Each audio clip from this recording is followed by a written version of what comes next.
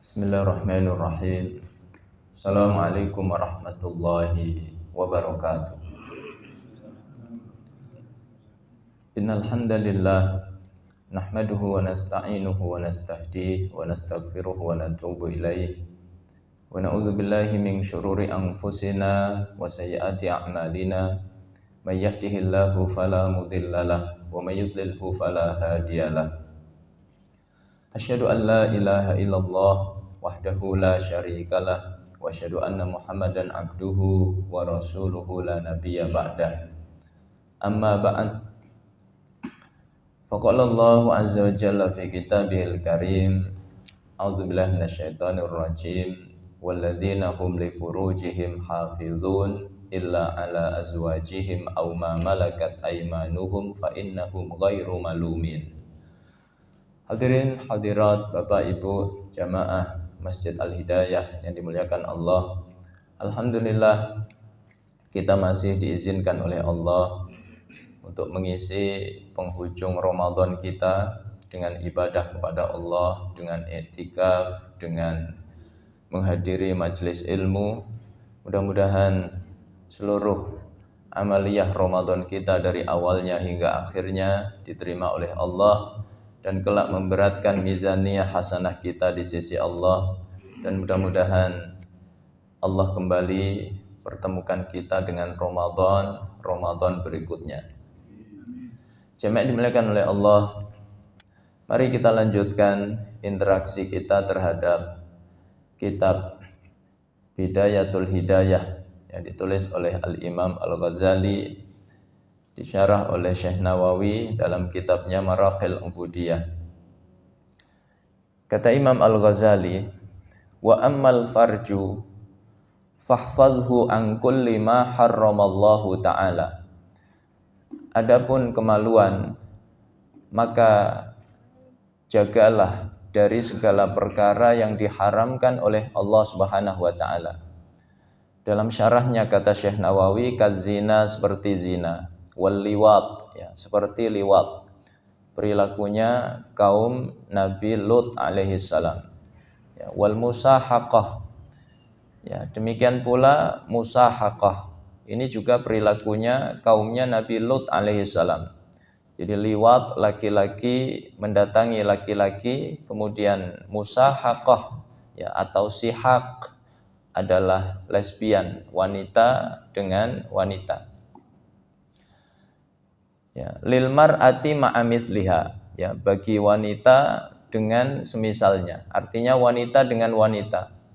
Wal mufakhadhati, demikian pula mufakhadhah ya, lirrajuli, bagi laki-laki, ma'amithlihi, terhadap ya sesamanya, artinya laki-laki dengan laki-laki. Ya, mufakhadhah dari kata ya fakhd, artinya adalah ya paha.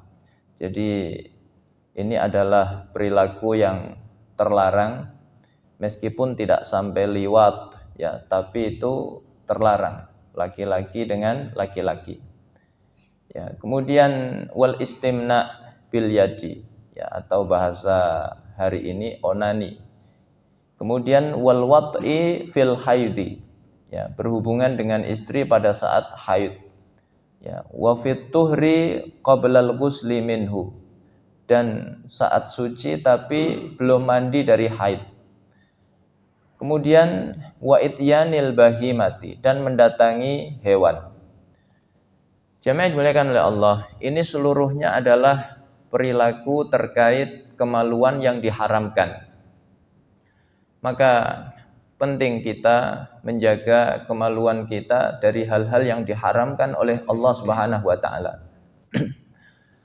Rasulullah menjamin ya surga bagi siapa? Bagi dua orang. Ya, pertama yang menjamin antara kedua rahangnya, yaitu lisannya. Kemudian yang kedua yaitu yang menjamin antara kedua pahanya, yaitu kemaluannya. maka kata Nabi, admanu lahul jannah, aku menjamin untuknya surga. Jadi orang yang bisa menjaga lisan, menjaga kemaluan, maka dijamin oleh Nabi surga. Tapi kalau tidak, maka ini dua anggota tubuh yang sangat berpotensi menjatuhkan manusia ke dalam neraka. Ya, maka ketika Rasulullah ditanya tentang perkara yang banyak menjerumuskan manusia ke neraka, kata beliau ada dua, al-famu wal farju. Ya, yaitu mulut, maksudnya adalah lisan, ya, wal farju dan kemaluan.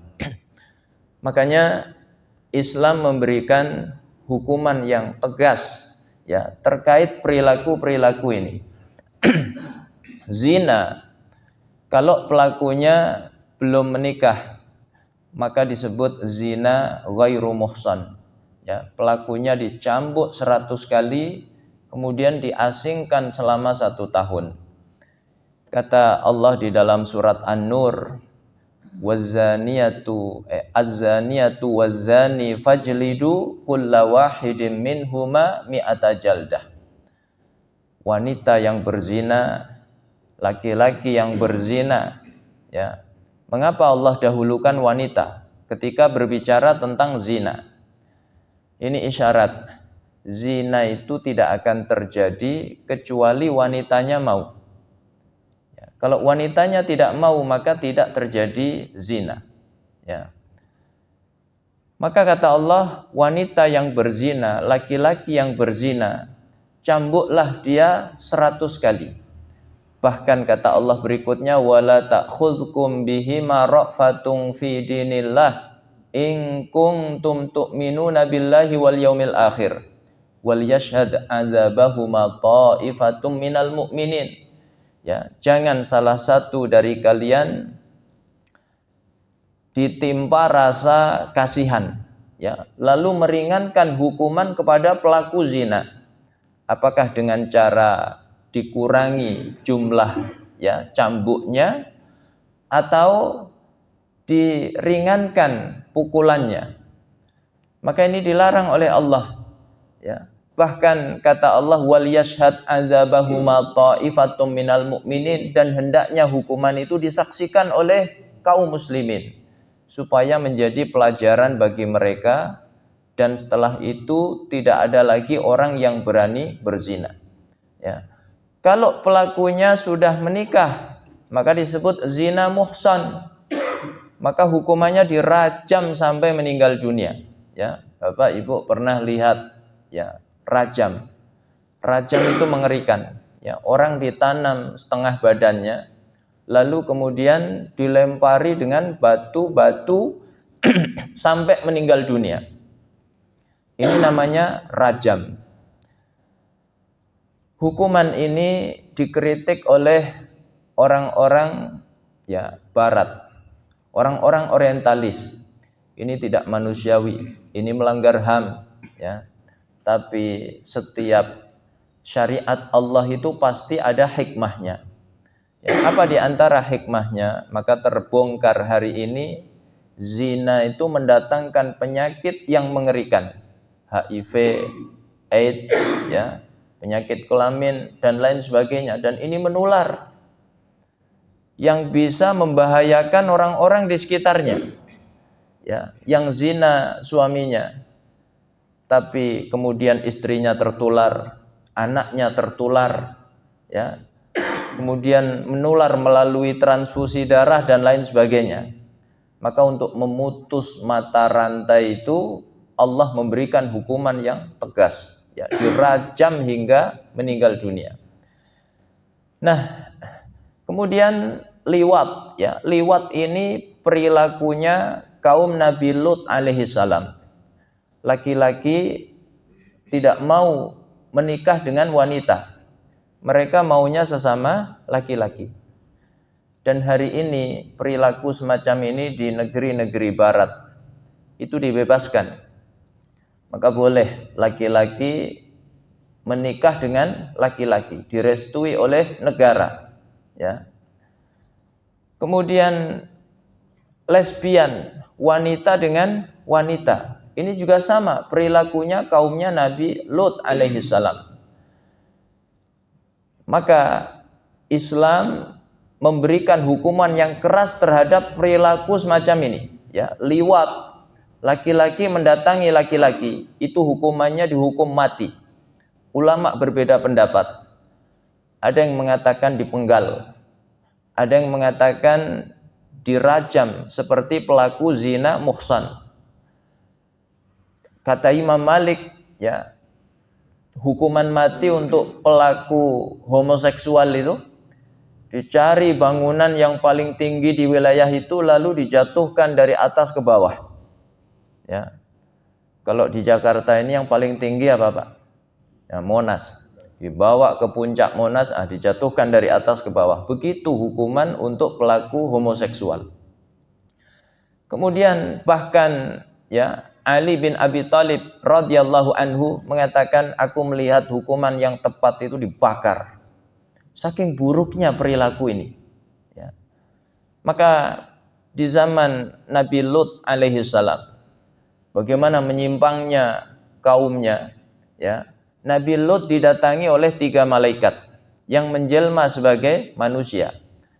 3 malaikat yang sama yang mendatangi Nabi Ibrahim alaihi salam, yaitu Jibril, Mikail, Israfil. Maka Nabi Lut berpesan kepada istrinya, jangan kamu beritahu kaumku soal kedatangan 3 tamuku ini. Tapi istrinya khianat, ya. Maka membocorkan rahasia suami itu khianat. Istrinya khianat, membocorkannya kepada kaumnya. Maka seketika rumah Nabi Lut alaihi salam diserbu oleh kaumnya. Serahkan 3 laki-laki tampan itu kepada kami. Ya. Maka akhirnya turun azab yang sangat dahsyat. Faja'alna 'aliyaha safilaha wa amtarna 'alaihim hijaratan min sijil. Kami jadikan bumi yang atas jadi bawah, yang bawah jadi atas. Lalu kami lempari dengan batu-batu yang panas. Situsnya sampai hari ini masih ada, yaitu di perbatasan antara Israel dengan Yordan. Ya. Begitu dahsyatnya, ya, ketika orang melanggar aturan Allah terkait seksual. Makanya Rasulullah mengingatkan, ya, ada 6 perkara kata beliau, ya, ada 6 perkara. Kalau seseorang melakukan salah satu dari 6 perkara itu, maka, ya, Allah akan menghancurkan mereka. Apa di antara 6 perkara itu? Yaitu ketika laki-laki mendatangi laki-laki, ya. Nah, jamaah dimuliakan oleh Allah, peristiwa kehancuran satu kaum yang menyimpang secara seksual ini tidak hanya terjadi di zaman Nabi Lut alaihi salam. Ini sesuatu yang berulang di setiap zaman. Pokoknya kalau ada perilaku semacam itu, maka pasti mengundang azab Allah. Di Italia ada satu kota yang terkubur ribuan tahun. Namanya kota apa, Pak? Pompei. Ya, kota Pompei. Terkubur ribuan tahun. Ada sebuah gunung di sana, namanya gunung, ya, Vesuvius. Gunung ini itu sudah tidak aktif selama 1200 sekian tahun. Jadi dianggap mati sudah, ya, bukan gunung yang aktif seperti Gunung Merapi. Tapi Masya Allah, ketika masyarakat Pompei menyimpang secara seksual, ya, mereka maksiat setiap hari, melakukan perilakunya kaumnya Nabi Lut alaihi salam, maka Allah subhanahu wa ta'ala aktifkan lagi gunung itu. Maka mereka tidak sadar, karena gunung itu sudah 1200 sekian tahun nggak aktif, ya, maka diaktifkan oleh Allah. Maka meletuslah gunung itu, ya, kemudian abu vulkanik yang sangat panas, ya, menimpa masyarakat Pompei itu sehingga kota itu terkubur ribuan tahun. Ya, sampai akhirnya ditemukan oleh para arkeolog ya bahwa ada sebuah kota yang terkubur dan hari ini menjadi salah satu destinasi dunia. Ketika ditemukan, maka orang-orang yang maksiat itu ya itu masih ada. Ya. Meskipun mereka sudah tidak lagi berbentuk manusia karena terkubur abu vulkanik yang sangat panas ya sekian ribu tahun, tapi masya Allah mereka ditemukan masih dalam keadaan bermaksiat kepada Allah Subhanahu wa taala. Ya. Dalam keadaan zina, dalam keadaan mesum, ya, dan lain sebagainya. Ini di Italia. Kemudian di negara kita, ya, di Indonesia, di Pegunungan Dieng, ada satu daerah, ya, namanya Legetang. Situsnya masih ada sampai hari ini. Ya, cerita ini turun temurun, ya, dari generasi ke generasi. Daerah itu kita sama-sama tahu daerah pertanian yang sangat subur. Ya, masyarakatnya hidup makmur. Tapi sayang, mereka bermaksiat kepada Allah. Ya, menyimpang secara seksual. Parah maksiatnya. Terkadang ya sesama saudara berhubungan. Terkadang orang tua dengan anak. Ya, begitu cerita yang disampaikan secara turun-temurun. Maka pada satu malam terjadi hujan yang sangat lebat, ya, terjadi badai. Lalu ada suara gemuruh yang sangat keras, ya. Pada saat itu masyarakat Legetang sedang maksiat sebagaimana biasa. Ya, mereka mabuk, mereka zina, mereka judi dan lain sebagainya. Maka orang-orang baru tahu besoknya. Rupanya masyarakat desa itu terkubur, ya. Ini gunung, ini lereng, ini desa. Ya. Maka ada gunung seperti dipangkas. Seharusnya kalau memang longsor kan jatuhnya ke jurang. Tapi diterbangkan oleh Allah melewati jurang, jatuhnya ke desa. Ya, maka 300 lebih ya orang meninggal dunia. Begitu dahsyatnya ya maksiat kepada Allah seputar kemaluan. Maka kemudian kata Imam Ghazali, wakun, jadilah kamu kama qala Allah Ta'ala, seperti yang difirmankan oleh Allah Ta'ala, yaitu di surat Al-Mu'minun yang saya baca tadi, walladzina hum li furujihim hafizun. Ciri-ciri orang yang beriman itu adalah mereka yang menjaga kemaluannya. Illa ala azwajihim, kecuali atas istri-istri mereka. Auma malakat aimanuhum, atau budak-budak perempuan mereka. Ya, jadi zaman itu masih ada budak. Ya, kalau zaman kita hari ini sudah tidak ada. Fa innahum ghairu malumin, maka itu tidaklah tercela. Orang yang menjaga kemaluannya, maka Allah akan berikan kemuliaan kepadanya. Di dunia mulia, ya, di akhirat mulia. Di dunia betapa banyak sejarah bercerita orang-orang soleh di zaman dahulu, mereka dimuliakan oleh generasinya itu disebabkan menjaga diri dari zina.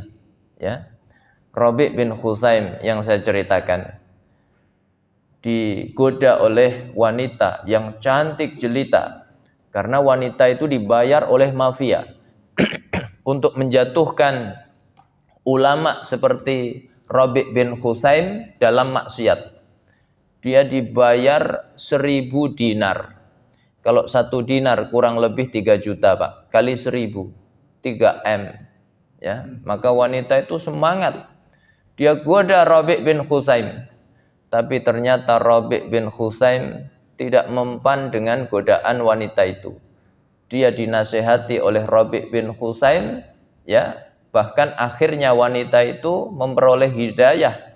Dia berubah jadi wanita ahli ibadah.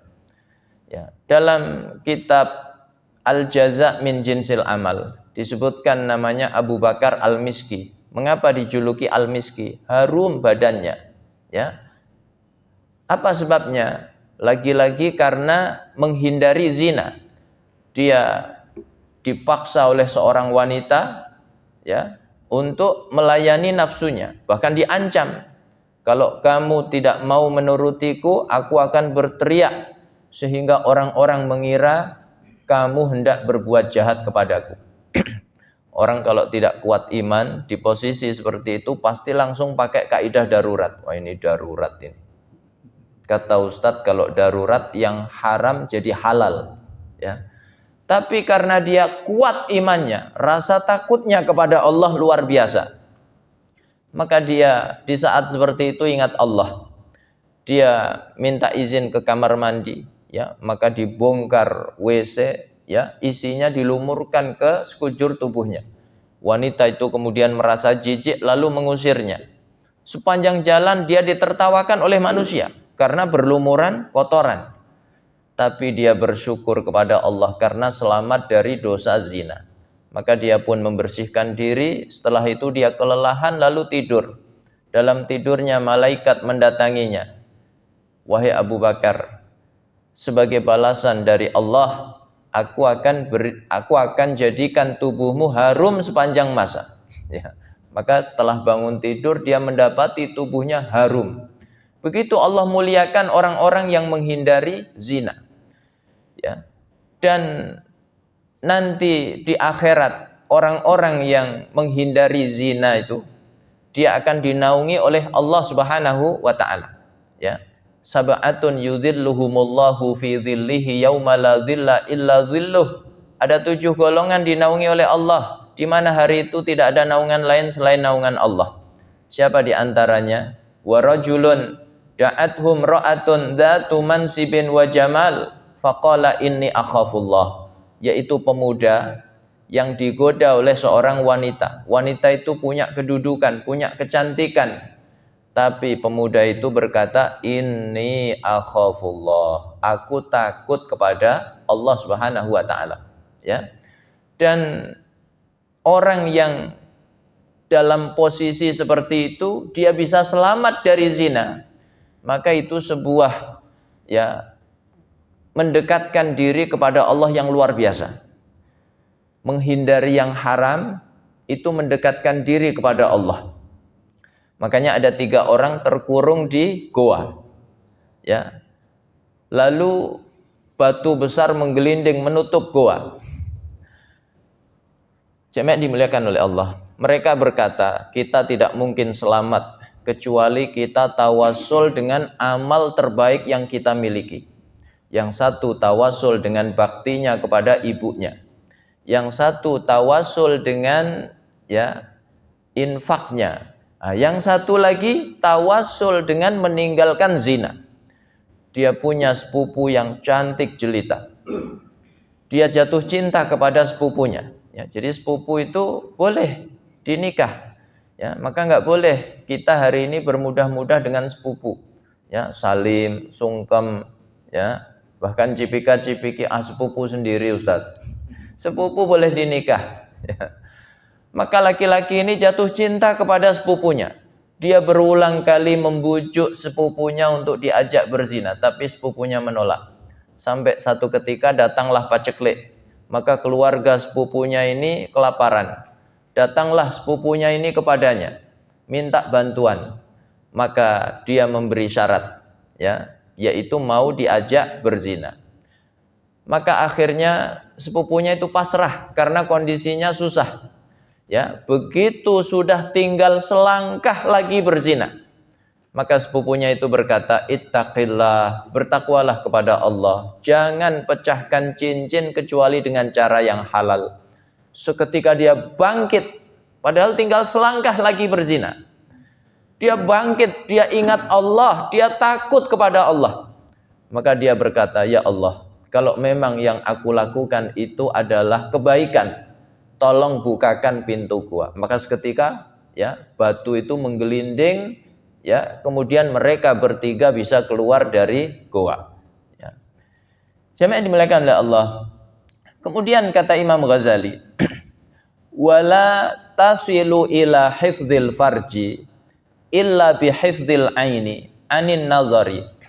Kamu tidak akan sampai kepada hakikat menjaga kemaluan kecuali dengan menjaga mata dari pandangan yang terlarang.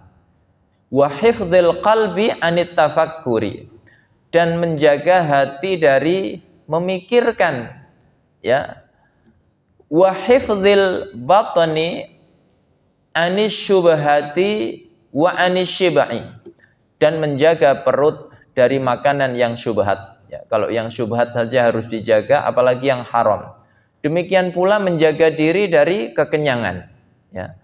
Jadi kalau ingin meraih derajat bisa menjaga kemaluan, ya, sehingga selamat dari zina, maka caranya adalah pertama menjaga mata, ya, dari pandangan yang haram. Apa sebabnya? Mata itu cermin hati.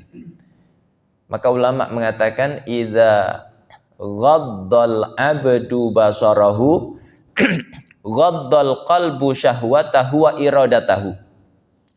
Kalau seorang hamba menjaga pandangannya, maka hatinya akan bisa menjaga dari nafsunya dan keinginan-keinginan buruknya. Wa idza atlaqal abdu basarahu atlaqal qalbu syahwatahu wa iradatahu. Tapi kalau seseorang tidak menjaga pandangannya liar kemana-mana, ya, maka hatinya pun tidak akan mampu menjaga nafsu dan keinginan-keinginan buruknya. Jadi harus diawali dengan menjaga mata. Makanya ayat Al-Quran memberi isyarat, ya, di surat An-Nur. 2 ayat sekaligus. 1 ayat ditujukan untuk laki-laki, 1 ayat ditujukan untuk perempuan. Ayat 30, qul lil mu'minina yaghuddu min absarihim wa yahfadzu furujahum. Katakan kepada laki-laki yang beriman agar menundukkan pandangannya dan menjaga kemaluannya. Jadi urutannya menjaga pandangan baru bisa menjaga kemaluan, ya. Lalu ayat 31 ditujukan untuk wanita. Wa qul lil mu'minati yaghuddna min absarihinna wa yahfadna furujahun. Katakan kepada wanita-wanita mukminah agar menundukkan pandangan mereka dan menjaga, ya, kemaluan mereka. Maka ini isyarat bahwa fitnah itu bisa datang dari 2 sekaligus. Bisa datang dari laki-laki, bisa datang dari wanita. Ketika keduanya tidak menjaga pandangannya. Makanya, ya, Aisyah radhiyallahu anha ketika, ya, bertemu dengan sahabat Nabi yang buta. Siapa namanya, Pak? Abdullah ibnu Ummi Maktum, ya. Maka seolah-olah Aisyah ini, ya, aman dari fitnah. Apa sebabnya? Karena dia buta. Maka Rasulullah mengingatkan, memang dia buta, tapi bukankah kamu bisa melihatnya? Ya. Jadi fitnah bisa datang dari kedua belah pihak. Bisa datang dari laki-laki, bisa datang dari wanita. Ya. Kemudian menjaga hati. Jangan memikirkan hal-hal yang mengarah kepada, ya, zina. Memikirkan ya, kecantikan wanita misalnya. Maka kalau kita tiba-tiba terbersit, ya, pikiran-pikiran ngeres seperti itu, langsung beristighfar kepada Allah, ya. Biasanya orang ketika hatinya kemana-mana itu karena sibuk atau karena nganggur, Pak, ya. Karena terlalu banyak nganggur, maka sibukkan diri kita dengan kebaikan. Kalau nganggur, gunakanlah untuk berzikir kepada Allah, sehingga bisikan-bisikan setan itu tidak masuk ke dalam hati kita. Hati kita itu ibarat gelas, ya. Gelas itu kalau diisi dengan air penuh, maka, ya, serangga tidak masuk, semut tidak masuk. Tapi kalau dibiarkan kosong, maka kecoak masuk, semut masuk, kadang cicak juga masuk. Nah, seperti itulah hati kita. Kalau kita isi dengan zikrullah, maka setan tidak bisa masuk. Tapi kalau ngelamun, bengong, maka pikiran-pikiran buruk akhirnya masuk. Lalu menjaga perut ya dari makanan yang syubhat, demikian pula dari kekenyangan. Ya. Kalau makanan yang kita konsumsi itu syubhat, ya, apalagi haram, maka makanan haram, ya, makanan yang syubhat itu berpotensi menjatuhkan kita dalam perilaku yang haram. Akhirnya pandangannya haram, ya. Telinganya digunakan untuk mendengarkan yang haram. Tangannya, kakinya mengerjakan yang haram, ya. Termasuk bisa terjatuh dalam zina. Demikian pula kekenyangan, ya. Karena kemarin kaidahnya masih ingat, orang ketika kekenyangan maka yang bertambah semangat ibadahnya atau syahwatnya, Pak? Syahwatnya, ya. Maka hindari 4 perkara ini. Kata Syekh Nawawi, fa inna hadhihi al-arba'ah, ya, sesungguhnya 4 perkara ini allati hiya an-nazaru, ya, yaitu berupa pandangan, wa tafakkuru, ya, berpikir, wasyubhatu, ya, makanan yang syubhat, wasyiba'u, dan kekenyangan, semuanya adalah muharrikatun lisyahwah, ya, penggerak daripada syahwat, wa magharisuha, dan sumber-sumber daripada syahwat, ya. Maka kalau ingin selamat, potong ini sumbernya, ya. Kemudian jamaah yang dimuliakan oleh Allah, setelah selesai membahas tentang kemaluan, maka anggota tubuh berikutnya yang penting untuk kita jaga adalah wa ammal yadani. Adapun kedua tangan, fahfazhuma, jagalah keduanya, an antadriba bihima musliman, dari, ya, mempergunakan kedua tangan itu untuk memukul seorang muslim. Ya, dalam syarahnya kata Syekh Nawawi, audhimmiyan, atau kafir zimmi, ya, orang kafir yang terikat perjanjian dengan kaum muslimin, tinggal di negeri kaum muslimin, tunduk terhadap aturan kaum muslimin dan membayar pajak, maka tidak boleh disakiti, ya. Bahkan dalam hadis kata Nabi, man adza zimmiyan faqad adzani, siapa yang menyakiti orang kafir zimmi, maka dia telah menyakitiku, ya. Bi ghairi masughin syar'iyyin, ya, tanpa alasan-alasan yang syar'i, ya, kaddarbi fil wajhi, seperti memukul pada wajahnya, au taqtuluhu bihima bimubasyaratin, atau kamu membunuhnya secara langsung, ya, au bisababin, atau dengan sebab, ya, ka hafri, ya, ka hufril bi'ri udwanan, ya, seperti menggali sumur, ya, memang tidak langsung tapi dijebak dengan sumur misalnya. Nah, itu sama, itu melakukan pembunuhan. Maka Syekh Nawawi mengutip hadis Nabi, lau anna ahlas samai wa ahlal ardi ishtaraku fi damin mu'minin ishtaraku fi dami mu'minin lakabbahumullahu finnar. Andaikan penduduk langit dan bumi, ya, bersatu untuk mengalirkan darah seorang mukmin, maka seluruhnya akan Allah campakkan ke dalam neraka, ya. Jadi hati-hati, jangan sampai tangan kita mengalirkan darah seorang muslim. Darah seorang muslim itu lebih mahal daripada dunia beserta isinya, ya. Maka dalam hadis disebutkan, la zawalud dunya ahwanu indallah, hancurnya dunia ini itu lebih ringan di sisi Allah dibanding apa? Nyawa seorang muslim, ya. Makanya Allah mengatakan dalam surat An-Nisa, ketika menjelaskan bahayanya membunuh seorang mukmin dengan sengaja. Orang yang membunuh seorang mukmin dengan sengaja itu ancamannya 5 sekaligus, ya. Wa may yaqtul mu'mina muta'ammidan fajaza'uhu jahannam khalidan fiha wa ghadiballahu alaihi wa la'anahu wa a'adda lahu 'adzaban 'azima.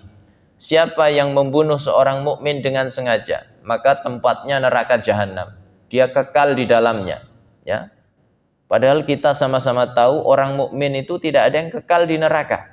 Tapi kenapa ketika bicara tentang pembunuhan kata Allah khalidan fiha, kekal, ya. Saking lamanya dia di neraka, maka sampai dikatakan kekal.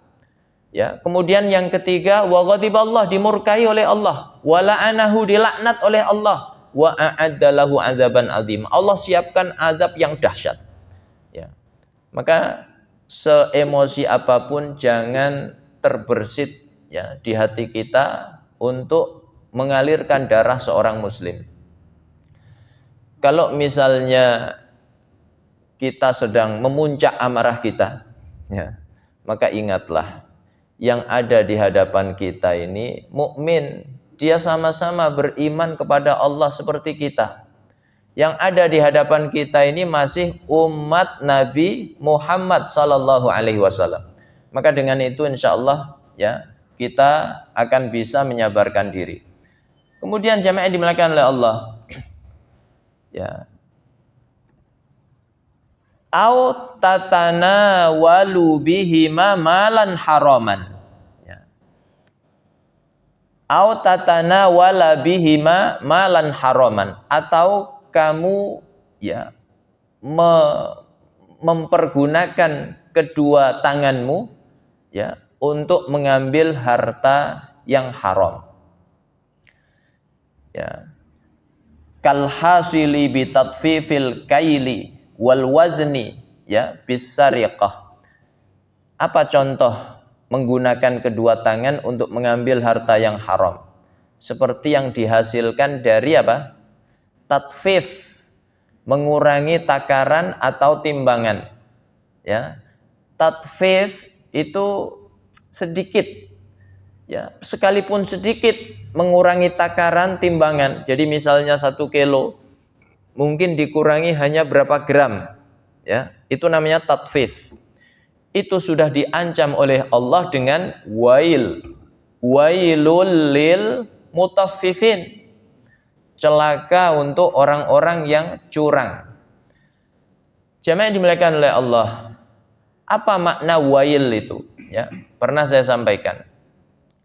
Kata sebagian ulama tafsir, wail itu adalah, ya, jurang di dasar neraka jahanam. Wadin finari jahannam yahwi bihar rajulu arba'ina kharifan qabla ayyaqa'a qa'rahu. Jurang di dasar neraka jahanam, orang itu untuk terjatuh dari atas ke bawah itu butuh waktu 40 tahun. Kira-kira dalam apa tidak, Pak? Ya. Nah, itu ancaman untuk orang yang melakukan tatfif, mengurangi takaran ataupun timbangan sekalipun sedikit, ya. Kemudian au tu'dhiya bihima ahadan minal khalqi, atau kamu menggunakan kedua tanganmu untuk menyakiti makhluk-makhluk Allah, ya. Tidak hanya manusia, tapi juga hewan. Ada orang yang hobinya itu menyakiti makhluk Allah, ya. Burung nggak ganggu dia, ya, maka ditembak mati, ya. Senang kalau berhasil mematikan hewan dan tidak untuk dimakan. Ya, kalau berburu untuk dimakan masih boleh. Tapi ini sekedar ya seneng saja. Apa namanya, Pak? Kepuasan. Ya, begitu nembak kena jatuh mati, puas hatinya. Nah, ini tercela perilaku seperti itu, ya. Kemudian autakhuna biha fi amanatin aw wadi'atin, atau kamu gunakan kedua tanganmu untuk berkhianat terkait masalah amanah, ya, demikian pula titipan.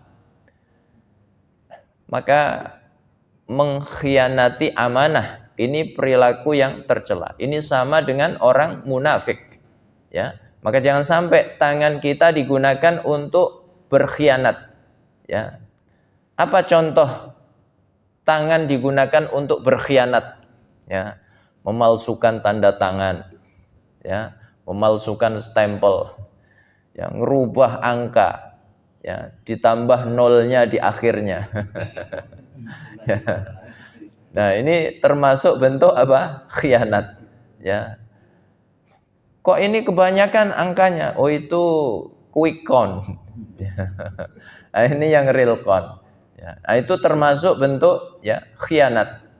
Au taktuba bihima ma la yajuzu an nutqu bihi, atau kamu menulis dengan kedua tanganmu perkara yang tidak boleh diucapkan, ya.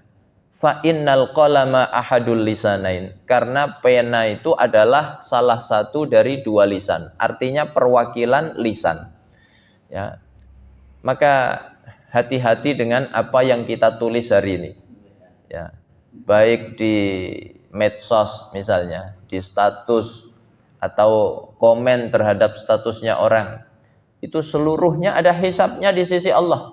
Sebagian orang menganggap dunia maya itu bebas hisab, maka dia tulis seenak hatinya, ya, kadang menghina orang, mencaci maki ulama, ya, kadang menghina agama Allah. Nah, maka hati-hati, seluruhnya akan dihisab oleh Allah. Ya, jangan sampai medsos kita hari ini justru nanti memberatkan pertanggungjawaban kita di hadapan Allah. Jangan sampai lama hisab kita gara-gara apa, Pak? Medsos kita, ya. Maka jadikan medsos kita adalah sarana kebaikan, ya. Kemudian jemaah dimuliakan oleh Allah, fahfaz al-qalama amma yajibu hifdzul lisani anhu. Jagalah, ya, pena kita dari perkara yang kita wajib menjaga lisan darinya. Jadi sama hukumnya antara pena dengan lisan. Sebagaimana lisan ada aturan, tidak boleh berbicara hal-hal yang buruk. Pena pun sama, ya. Ketika melanggar, maka hukumannya sama seperti lisan. Ada orang mengatakan satu kalimah, ya, gara-gara satu kalimah itu dilempar ke neraka, ya. Maka sebagaimana ada orang dilempar ke neraka karena lisan, juga ada orang dilempar ke neraka karena apa? Pena, ya. Maka hati-hati. Ini terkait dengan tangan. Kemudian terkait dengan kaki, terakhir, wa ammar rijlani, adapun dua kaki, fahfadhuma, maka jagalah keduanya, an antamsyiya bihima ilal haram, jangan sampai melangkah dengan kedua kakimu kepada yang haram. Kal masyi li ajli ghibatin, seperti berjalan dalam rangka ghibah, ya. Keluar dari rumah mau kemana? Ya, mau ghibah. Auli tajassusi auratil muslimin, atau mencari-cari aurat, ya, atau aibnya kaum muslimin, ya, nggak boleh mencari-cari aib, itu nggak boleh. Wala tajassasu, kata Allah, jangan mencari-cari aib. Bahkan kalau kita melihat aib saudara kita, maka disuruh untuk menutupinya, ya. Maka orang yang melangkah dalam rangka mencari-cari aib saudaranya berarti menggunakan kakinya untuk yang haram. Autas abihima ila babi sultanin zalim, atau kamu melangkah dengan kedua kakimu menuju pintu penguasa yang zalim. Dalam syarahnya dijelaskan ma'ar-ridha bi dzulmihi, kadza qala Ibnu Hajar, ya, disertai ridha terhadap kezalimannya. Begitu kata Imam Ibnu Hajar. Jadi melangkah kepada penguasa yang zalim dalam artian memberi dukungan, ya, atau paling tidak ridho terhadap kezalimannya, ini adalah termasuk menggunakan kedua kaki kita untuk yang haram. Ya. Mengapa nggak boleh kita datang kepada penguasa yang zalim, ya, yang disertai memberikan dukungan atau paling minimal ridho? Fa innal masya ila salatini zalamati, ya, min ghairi daruratin wa irhaqin maksiatun kabiratun. Kata Imam Ghazali, karena melangkah menuju penguasa yang zalim tanpa keadaan darurat, ya, darurat itu contohnya apa? Kata Syekh Nawawi, hajatin syar'iyah, ada hajat yang syar'i. Contoh apa, Pak? Contoh adalah menasehati penguasa, ya, menasehati penguasa. Ini contoh yang sifatnya syar'i.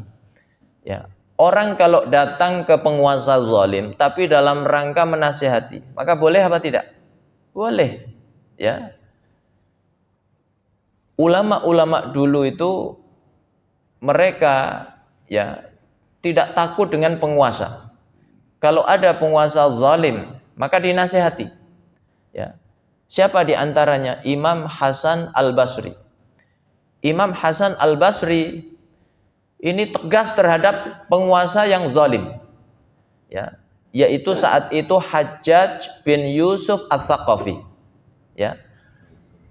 Yang terkenal kejam, yang kemarin kita kisahkan, membunuh 120.000.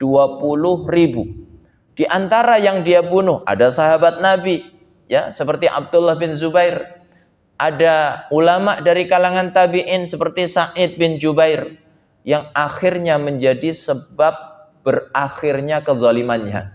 Ya. Dia sakit parah lalu meninggal dunia itu setelah mengeksekusi Sa'id ibnu Jubair. Imam Hasan Al-Basri, ya, menasehati. Apa sebabnya? Karena afdalul jihad adalah kalimatu haqqin inda sultanin jair. Kata Nabi, seutama-utama jihad yaitu mengucapkan kalimat yang hak di depan penguasa yang zalim. Ya. Begitupun Imam Ahmad ibnu Hanbal, ketika penguasa hari itu berpaham Mu'tazilah, mengatakan Quran makhluk, maka beliau nggak mau ikut. Beliau tegas katakan Quran kalamullah, bukan makhluk. Ya. Jadi tidak boleh memberikan, ya, dukungan kepada penguasa yang zalim. Bahkan sekedar mendatangi, ya, ridho dengan kezalimannya, itu nggak boleh. Itu maksiat yang besar, kata Imam Ghazali. Atau contoh, ya, misalnya yang darurat itu. Kalau tadi yang pertama menasehati, ya, ini darurat, boleh. Yang kedua irhaq, ya, dipaksa dia, diciduk misalnya. Ya. Maka kalau tidak dalam darurat, ya, maka berarti itu adalah maksiat yang besar. Jemaah dimuliakan oleh Allah, mengapa mendatangi penguasa yang zalim, ya, ridha terhadap kezalimannya adalah maksiat yang besar? Fa innahu tawadu'un wa ikramun lahum ala zulmihim. Karena itu adalah bentuk tawadu', ya, merendahkan diri, wa ikramun lahum, dan memuliakan mereka, ya, penguasa yang zalim, ala zulmihim, di atas kezaliman mereka. Ya. Maka enggak boleh, itu termasuk maksiat yang besar. Waqad amarallahu ta'ala bil i'radi anhum, padahal Allah perintahkan kita untuk berpaling dari penguasa yang zalim. Makanya kata Allah, wala tarkanu ilal ladzina zalamu fatamassakumun nar. Janganlah kamu cenderung, ya, terhadap orang-orang yang zalim, maka kamu akan ditimpa neraka. Ya, akan ditimpa apa, Pak? Neraka. Maka keberpihakan itu penting. Ya. Barangkali keberpihakan kita tidak mempengaruhi situasi, tapi itu dinilai oleh Allah Subhanahu wa taala. Ya. Seperti kisahnya dua hewan. Ketika Nabi Ibrahim alaihissalam dibakar. Dua hewan itu apa, Pak? Yang satu kodok, yang satu cicak. Ketika Nabi Ibrahim dilempar ke dalam api yang besar, maka kodok mengambil air lalu menyembur api. Semburan kodok tidak berefek sama sekali. Ya. Cicak ketika Nabi Ibrahim dilempar ke dalam api malah niup api supaya tambah besar. Tiupan cicak juga tidak berefek sama sekali. Tapi keberpihakan mereka ada nilainya di mata Allah Subhanahu wa taala. Ya, kodok karena membela Nabi Ibrahim, maka kodok nggak boleh dibunuh. Ya. Kata Nabi, suara kodok itu tasbih. Maka nggak boleh membunuhnya. Maka ada kaidah, kalau ada hewan haram dibunuh, maka berarti haram dimakan. Jadi makan kodok halal apa haram, Pak? Haram. Ya. Kemudian cicak membunuhnya malah berpahala. Ya, yang bunuh cicak sekali tepuk mati, pahalanya besar. Kalau 2 kali tepuk, berkurang sedikit. Kalau 3 kali tepuk baru mati, berkurang, makin kecil. Ya, 10 kali tepuk baru mati, makin kecil pahalanya. Maka Aisyah radhiyallahu anha di antara kebiasaannya itu apa, Pak? Ya, matiin cicak. Ya, itu pentingnya keberpihakan. Maka tidak penting siapa yang menang, siapa yang kalah. Ya, kita kaum muslimin yang mempelajari syariat Allah, tugas kita satu, berpihak kepada kebaikan. Menang kalah sudah tercatat di Lauhul Mahfuz. Ya. Kalau menang alhamdulillah, kalau kalah pun ya tidak usah terlalu bersedih. Yang penting kita sudah menunaikan tugas kita. Ya. Jamaah yang dimuliakan oleh Allah. Kemudian berikutnya, ya, wahua yaitu taksirun lisawadihim ay jama'atihim. Kalau kita mendatangi penguasa yang zalim, maka berarti kita memperbanyak jamaah mereka. Apalagi misalnya kita sebagai tokoh di tengah masyarakat, ya, Bapak pengurus DKM Masjid Al-Hidayah, ya. Kemudian misalnya pengurus majelis taklim, pengurus ormas Islam, partai Islam, maka kehadirannya itu ada makna. Ya, ada dangdutan, Bapak datang. Ya, itu ada maknanya. Oh, berarti DKM Al-Hidayah mendukung. Wah, kan bahaya. Ya, wong sekarang itu foto saja ada maknanya. Ya, apalagi kehadiran. Ya, makanya itu ada nilainya di sisi Allah. Kedatangan kita ke pintu penguasa yang zalim itu memperbanyak jamaah mereka. Ya, makanya kata Imam Ghazali itu termasuk maksiat yang besar.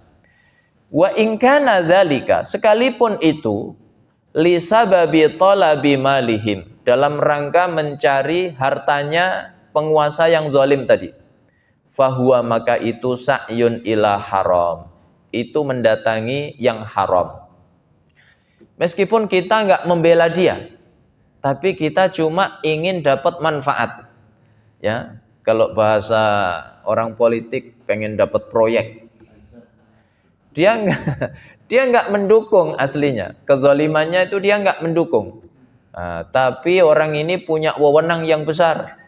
Ya, kalau dekat dengan dia bisa dapat proyek. Maka itu sama kata Imam Ghazali, mau mendukung kezalimannya atau sekedar mengambil manfaat harta, itu sama-sama haram. Waqad qala Nabi sallallahu alaihi wasallam, Nabi bersabda, man tawadha'a li ghaniyyin salihin li ghinahu dhahaba thulutsa dinih. Ya, siapa yang tawadhu merendahkan diri di hadapan orang kaya yang soleh. Bayangkan Pak, ya, orang kayanya itu soleh, lalu kita merendahkan diri di hadapannya. Ya, gimana kabar Pak Haji? Silahkan Pak Haji, Masya Allah Pak Haji, dipuji-puji setinggi langit. Tapi disebabkan kekayaannya, maka itu tercela. Ya, kata Nabi, hilang 2/3 agama kita. Ya. Mengapa 2/3 agama hilang? Disebutkan dalam syarahnya, kata Syekh Nawawi, karena adab itu 3. Adab kepada Allah, adab kepada Rasul, adab kepada manusia. Begitu kita merendahkan diri di hadapan orang yang kaya, sekalipun saleh, tapi kita merendahkan diri itu disebabkan kekayaan dia, ya, maka berarti hilanglah adab kita kepada Allah, adab kita kepada Rasulullah. Jadi 2/3 hilang. Kira-kira bahaya apa tidak? Bahaya. Makanya kalau kita hormat kepada seseorang, jangan pernah karena hartanya, jangan pernah karena kedudukannya, tapi semata-mata karena kesolehannya. Ya. Jadi kalau kita takzim sama Pak Mizan misalnya, bukan karena dia orang paling kaya di komplek, tapi karena paling rajin ke masjid, paling cepat khatam Qur'annya, ya, ya, paling kuat qiyamul lailnya. Ya. Ini boleh. Ya. Jangan takzim kepada orang karena hartanya. Ya. Wahadza, dan ini fi ghaniyin salih. Ini terhadap orang kaya yang soleh. Itu saja nggak boleh merendahkan diri kepadanya disebabkan kekayaannya. Ya, fama dhannuka bil ghaniyidz zalim. Maka bagaimanakah kalau ya terhadap orang kaya yang zalim? Ya. Baik. Cukup Pak ya, sampai di sini berarti 7 anggota badan yang kita diperintahkan oleh Imam Al-Ghazali untuk bersungguh-sungguh menjaganya. Karena 7 anggota badan itu ya 7 anggota yang sangat berpotensi terjatuh dalam keburukan. Ya, dimulai dari telinga, ya, kemudian mata, lisan, kemudian ya perut, kemaluan, tangan, dan kaki. Maka mudah-mudahan Allah senantiasa membimbing seluruh anggota tubuh kita sehingga tidak keluar darinya kecuali kebaikan. Ya, sehingga kelak seluruh anggota tubuh kita mengantarkan kita meraih surganya Allah Subhanahu wa taala. Ini Bapak Ibu yang dapat saya sampaikan. Kalau ada yang benar semata-mata dari Allah, kalau ada yang salah ini kekhilafan saya mohon maaf yang sebesar-besarnya. Aqulu qauli hadza wa sallallahu ala nabiyyina Muhammad wa ala alihi wa sahbihi wasallam. Walhamdulillahi rabbil alamin. Assalamualaikum warahmatullahi wabarakatuh.